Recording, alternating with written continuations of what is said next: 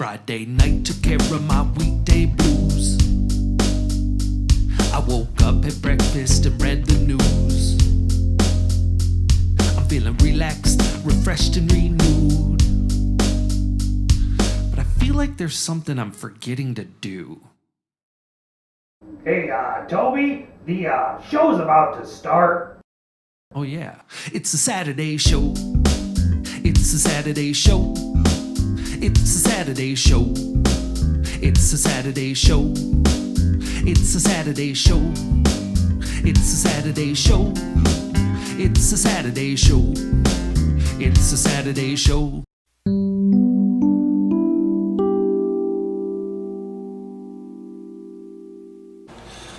Good morning, everybody, and welcome to the Saturday Show, AADL TV's one and only Saturday morning kids variety show. We are your co-hosts. My name is Toby. And I'm Otto. And we're out here weeding the garden because today's theme is gardens. We're very excited. We've got a lot of cool stuff to show you today. Now, Toby, I know you told me what these plants are not. That's right, Otto. These are not some sort of giant radish strawberry hybrid that I'm growing just to feed you. No. Well, then what are they? Well, these are dahlias. They're really big flowers, and they grow up this stake here, and when they bloom, some of the flowers can be as big as dinner plates. Wow, that's really cool. You know, Toby, I'm feeling really inspired by working out here in the garden. I think that after we finish this job, you and I should write a song about gardens together. Together, Otto? I'm so honored. Yep. Well, why don't we start by going to Christopher and Kashi for the word of the day, and we'll keep working. Hi, Christopher. Hey, Kashi, how you doing? I'm great. I've got my sun hat on to keep off the sun because we're outside by the garden. We are gardening today, aren't we? Oh, you've got a hat too. I do. It keeps the sun off. That's smart.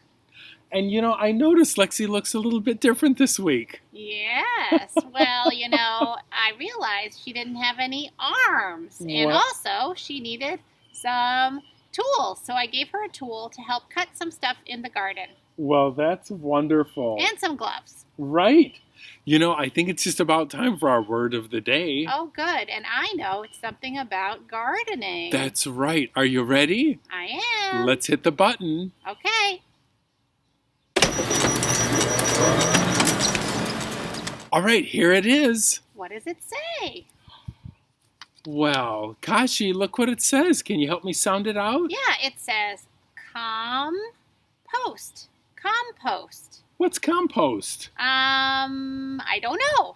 Well, it's when you put a bunch of organic stuff together, like table scraps and food scraps, and worms and bugs, break it all down, and you get rich gardening material. Wow, that's so smart. Kashi, it's pure gold. Pure gold. Are you ready for the summer game code? Oh, yeah, I am. Okay, here are your clues. It's a word that means plants. Okay? Okay. It's also the Roman goddess of spring and flowers. Okay. And it's the plant equivalent of the word fauna. Ah, okay. Well, I might have to look that up a little bit. Time to do some research. Yeah. And then I can take that word and put it into the summer games. That's right. Thanks for reminding me. It's at play.aadl.org. Okay, I'll get right on it after me and Lexi do some gardening. You bet. We've got to get weeding. Okay, bye. See you next week. Thanks so much, Kashi and Christopher. Well, Otto, we still have some work to do here, so why don't we play a few segments for the folks? We'll keep working, and then we'll get started on that song. Up first, we have Elizabeth, who's going to show us what's growing in her garden. And then after that, Allison is going to show us how to make a tiny window greenhouse that you can do in your own home. Hi everyone, Elizabeth here, and I am so excited to share with you my garden. I have planted a bunch of different vegetables this year. Let's start in the back. These are some tomatoes. These here are yellow tomatoes, and the smaller ones are going to be cherry tomatoes. I have the tomato cages around them that help support the plants so that they don't fall over because they get so heavy. In front of the tomatoes are 6 different basil plants. And they say that you should plant tomatoes and basil close together because the basil actually helps the tomatoes taste better when you harvest them. In front of the basil, I planted some pepper plants, and I have yellow peppers and something that's called eggplant pepper. They're purple peppers on that side.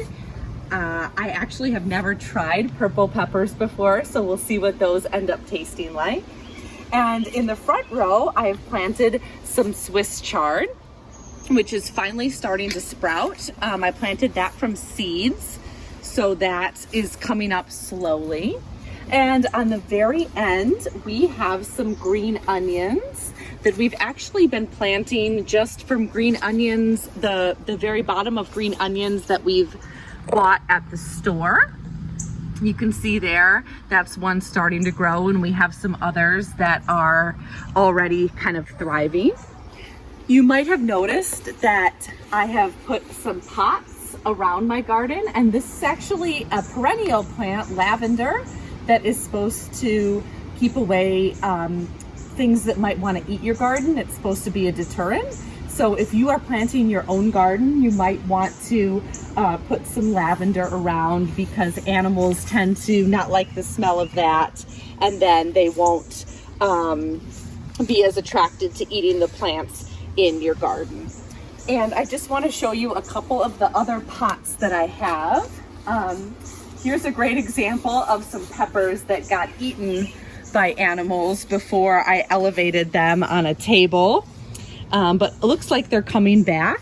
And this is my little herb pot, which has some sage, which is delicious and smells so good, and some chives, which are kind of oniony and a great herb to use in a bunch of dishes. So thank you. That is my garden. Hi everybody.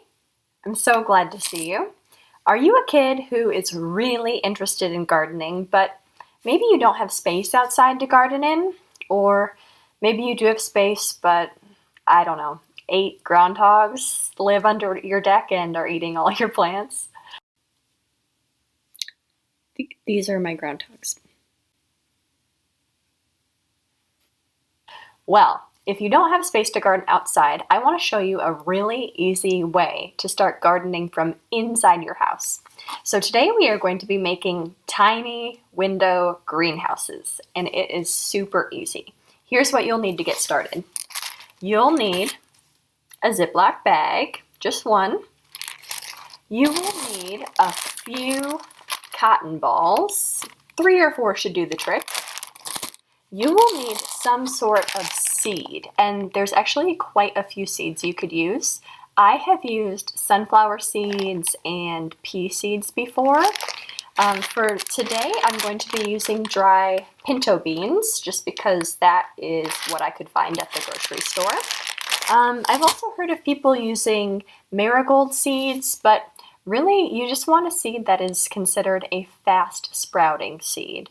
And there are even sprout seeds that you can buy online. But for today, we're going to be using pinto beans, just because that's what I had. You will also need a couple pieces of tape. So, to get started, this craft does require a little bit of thinking ahead. And the reason for this is because for the seeds to grow, they actually need to soak in water for in between 8 to 12 hours. So what I like to do is before I go to bed, I'll take my seeds and put them in a cup of water and then let them soak overnight. And by the time you wake up the next morning, they should have gotten enough water for them to sprout correctly. So these seeds have already been soaking. I'll put them here just for now. To start our craft, we are going to take our plastic bag and open it up. And then we are going to put a few of our seeds inside. So let me grab these. They're wet. I am going to use just, I would say, 4 to 6 seeds at a time. So let's see, I have 6 right here, and I'm just going to put them inside the bag. Now we need them to be soaked so that they will grow. If I just put dry pinto beans in this bag, they are not going to grow at all. But we also want to put just a few seeds in each bag. Otherwise, the seeds will compete for water and sunlight, and they won't grow if there's too many in there. So make sure you're using just a few seeds. The next thing I want to do is take 2, 3, 4, depends on how many seeds you put in there, but just a couple cotton balls. And I am going to get some fresh water this time. You can actually do this right over the sink if you want to, but my sink is pretty far away. You want to take the cotton ball, dunk it in the water so that it's wet, and then see how much extra water is coming off of this. We want to squeeze it so that it's not soaking wet, but it is damp all the way through. We want to do this with all of our cotton balls. Get them wet and then squeeze them so that all the extra water comes out. And then we are going to add our damp but not soaking wet cotton balls into our bag. I'm going to move them around a little bit just so that they have some space.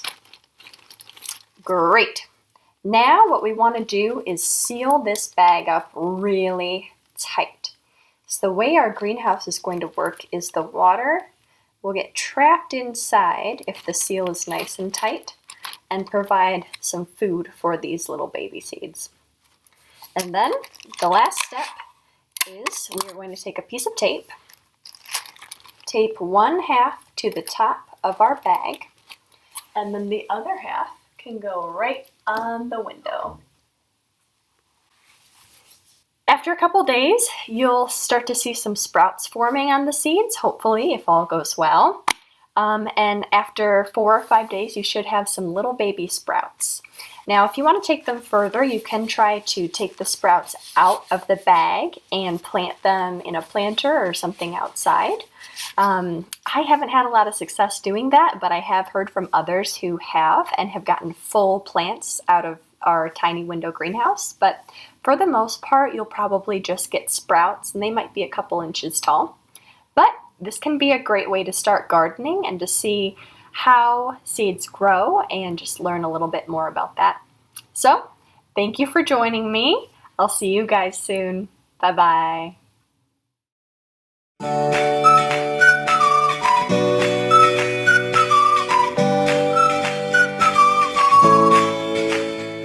This little guy comes courtesy of AADL staffer Jackie. She filmed this adorable insect in a large rain garden. It is about 1/4 of an inch long, is not fully grown, and they are a common sight in temporary pools, wetlands, marshes, ponds, and slow sections of flowing waters.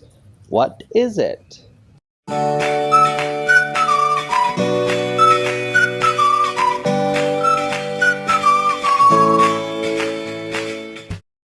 Hey, Toby, can you think of any words that rhyme with begonia? Well, there's Patagonia, but I don't know how you're going to fit that into your rhyme scheme, man. And if we're going to finish this song before the show is over, we better get to work. Here, why don't we show the folks a couple more segments? All right. Hey, everyone. Heidi here with the Ann Arbor District Library, and my husband Greg has joined me today to talk about our strawberry patch. I asked him to be here because he's the one that really maintains and does most of the work. I just get to reap the benefits of the berries. Here are some of the plants in the garden. And how long has this patch been cultivated? I've been doing this probably like 5 or 6 years. And how many plants did we start with, do you think? Just 12. Like right over here though. Right over, yeah. Where the big gap is right now, actually, literally. Yeah. So that's interesting that there's no plants there now, but I guess they've traveled over here. They're perennials. They've moved, yeah. So they're perennials that come back every year. So there's each leaf stem has like 3 serrated leaves. So they're serrated on the end there, and then they develop flowers, which eventually turn into little strawberries that get bigger than that sometimes. Here's a nice one right here. Look at that one. Yummy. Yeah. And this looks like... That's how they move. That's how they move. That's a runner. Yeah. The vine type of thing, it's called a runner. Yep. And it moves out, and then it will take plant. It'll see each little thing here. It'll get itself into the ground and create a new strawberry plant next season. Okay, and so tell us about all the straw that's laid down here as well. So this is there are 3 reasons for it really quickly. So part of it is to keep the weeds down, because there are a fair number like creeping Charlie and some other stuff here. The other thing is to keep the water and moisture in, because to help them grow better. And the final thing is that it's nice to have, instead of like right on the soil, have the strawberries just kind of like landing on the straw, and they stay kind of all night. You don't have to clean them as much, Don't get as dirty. Don't get as dirty, yeah. All right, so today is June 10th, and how long ago did you start, when did this start being able to harvest? Started harvesting probably about 5-7 days ago. I've probably picked 3 times myself. It's not huge, as you can see. It's this is like a family-sized little patch here. I share with neighbors sometimes, and the squirrels, like you said maybe earlier. So yeah, and the chipmunks. We do share with the squirrels and the chipmunks, but we do still get plenty to eat. Yep. How much longer will this? You'll be able to harvest this. So like you're saying, these are this started in June. These are June-bearing strawberries. Probably till the last week in June. It does not go much beyond June. So it's about a month total of harvesting for these kind of strawberries. Wonderful. Well, we've got a nice sized patch. Don't have to mow the lawn. This nice pretty full sun section, you'd say, right, of the strawberry patch? I would say 3/4 day to maybe a slightly more than 3/4 day sun. We got 3/4 day. 3/4 day. Well, thank you, Greg, for sharing the strawberry patch. You're welcome. Have a great day, everyone. What goes on inside a honeybee hive? Hi, I'm Alex, and I'm a beekeeper. Bees are amazing creatures, and they play an important part in our environment by helping to pollinate plants. I'm excited to tell you more about them. What do bees do all day? Bees live together in big groups called colonies. In the wild, they often live in hollow trees. My bees live in hives that I built for them out of wood.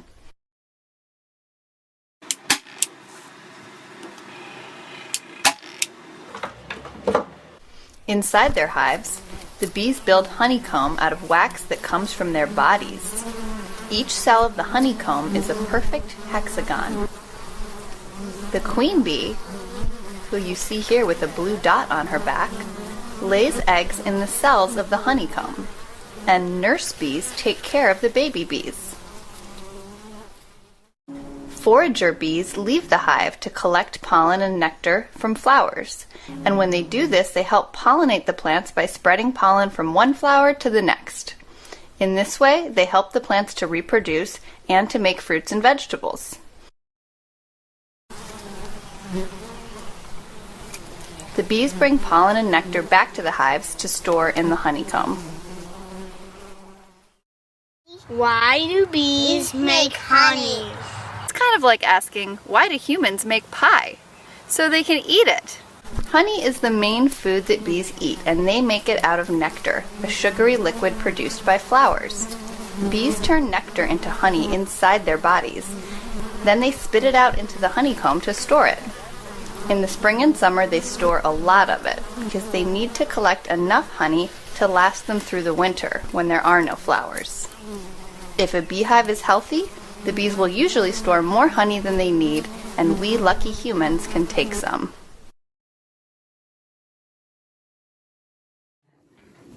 Do the bees ever sting you? I know some people are afraid of bees, but they don't try to sting you unless they feel like they need to protect themselves. Sometimes I need to look in the hive to make sure the bees are doing okay, and they don't really like that. It's kind of like if someone pulled the roof off your house, reached in, and started moving furniture around.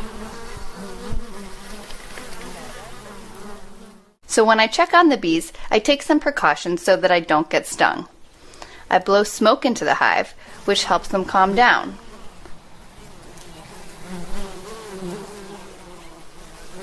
I also wear a jacket and gloves to protect myself in case they do try to sting. I'm so glad I got to share some information about bees with you. If you want to learn more, there's some great books about bees out there, and you can find a lot of them at the library. Check them out! Okay, we're back with more Mercy Watson fighting crime. When we left off, Mercy and Leroy were galloping off towards the Lincoln sisters' house. So here we are, at Chapter 8. Upstairs at 54 Decawoo Drive, Mrs. Watson woke up. "Mr. Watson," she said. Said Mr. Watson. "Did you hear a noise?" said Mrs. Watson. "What sort of a noise, dear?" "A yippee-i-o sort of noise," said Mrs. Watson. "No, I did not hear a yippee-i-o sort of noise," said Mr. Watson. "You were dreaming, my dear." "I was," said Mrs. Watson. "You were," said Mr. Watson. "Go back to sleep."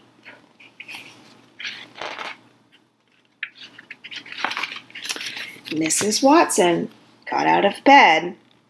"I think I will go and check on Mercy," she said, "and then I will go back to sleep." "Excellent," mumbled Mr. Watson. "A top-notch plan, my dear." And Mr. Watson started to snore.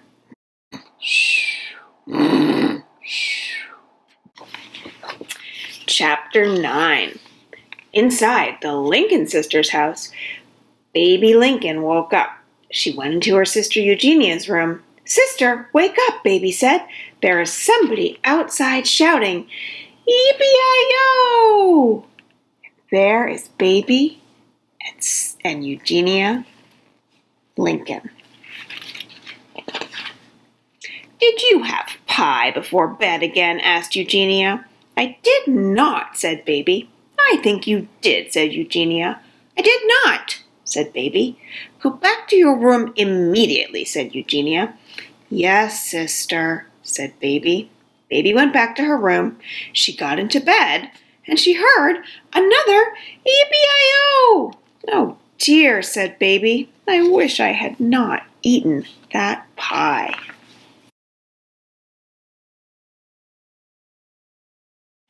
Chapter 10.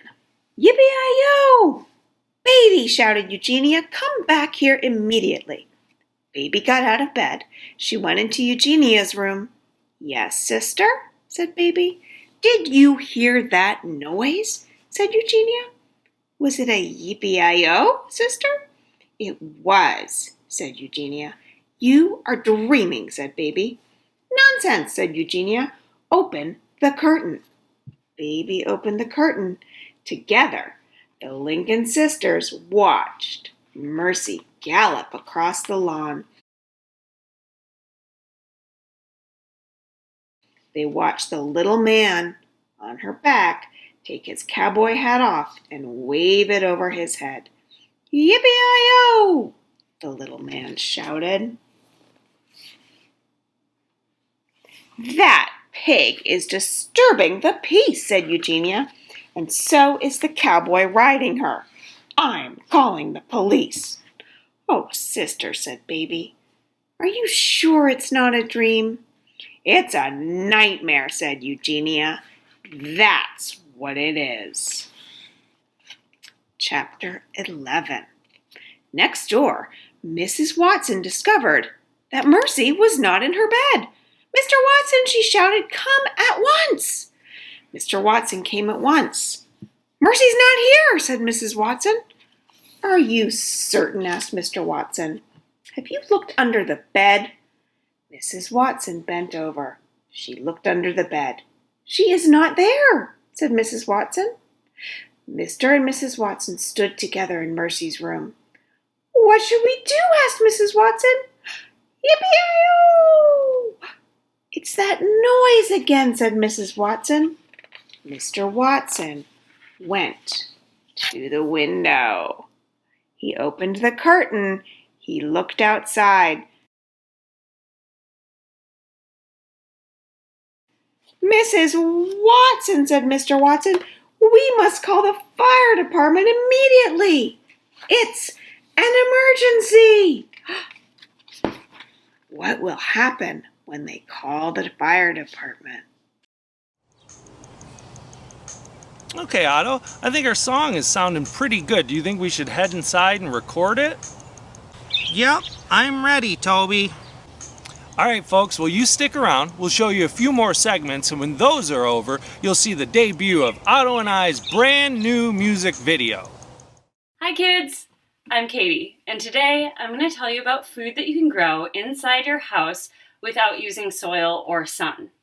I'm talking about sprouts.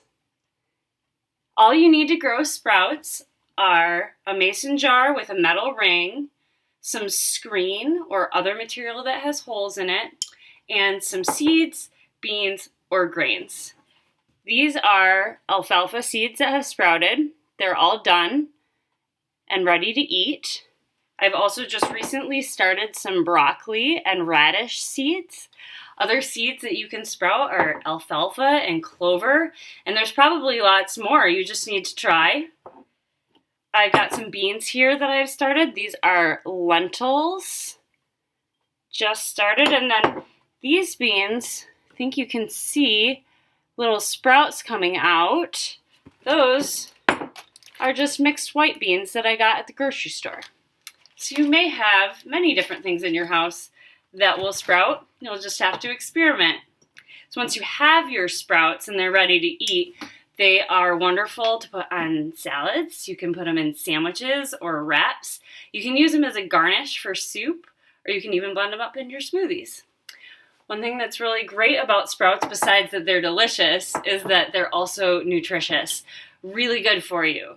So they've got lots of protein and vitamins in them to keep us healthy and make us strong. So if you decide that you want to try and grow sprouts at home, go check out my video on AADL TV. It's in the food playlist and it's called Mason Jar Sprouts.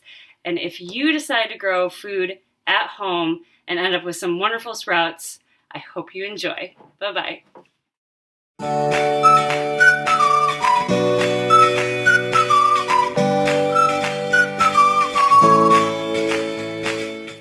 This here is a water tiger. It is the larva form of a beetle from a family of predaceous diving beetles. It is known as a water tiger due to its big appetite and its ability to hunt smaller pond creatures.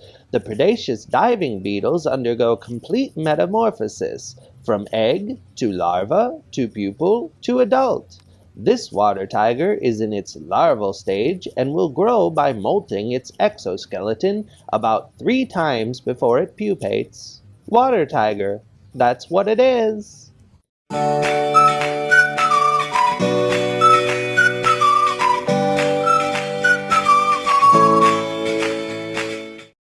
Ohio! Good morning, everyone. This is Charlie, and I'm here to teach you some Japanese words about gardening. So, first I thought we could start off with something that reminds me of, little sprouts, seedlings, budding leaves, plants growing, and that is the color green. So green in Japanese is said as midori. So it's midori, green. Some midori things you can grow in a garden are, cucumbers, green beans, green peppers. And what do all these things have in common? That's right, they're all vegetables. So, vegetables in Japanese is yasai. So it's yasai, vegetable. But of course, gardens aren't just for growing food. You can add tons of color by growing things like flowers, or hana. This one's probably a little easier to remember because it's just 2 syllables and it kind of sounds like a name that's popular for girls. So that's hana, flower. So to review, we have our garden that's full of green, midori, vegetables, yasai, and lots of colorful flowers, hana.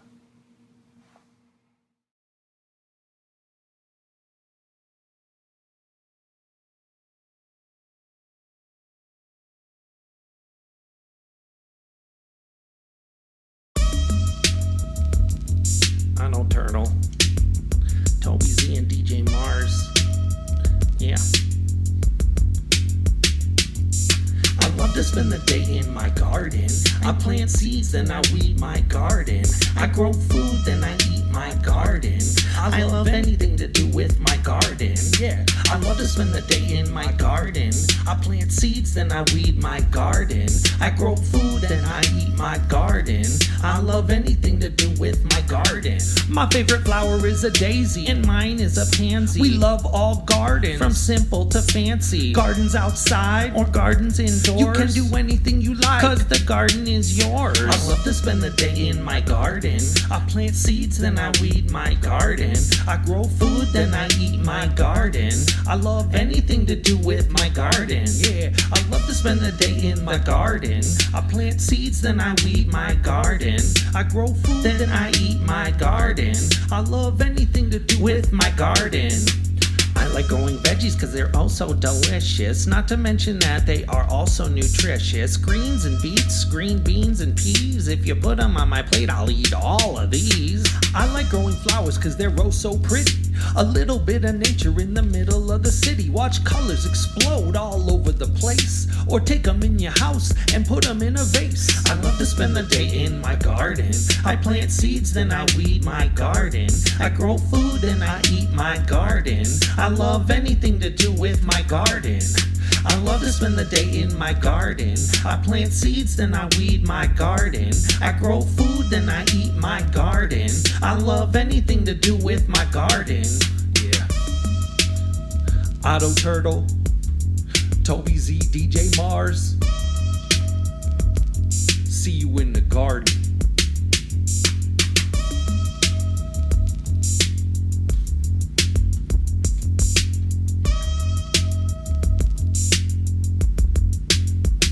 See you in the garden.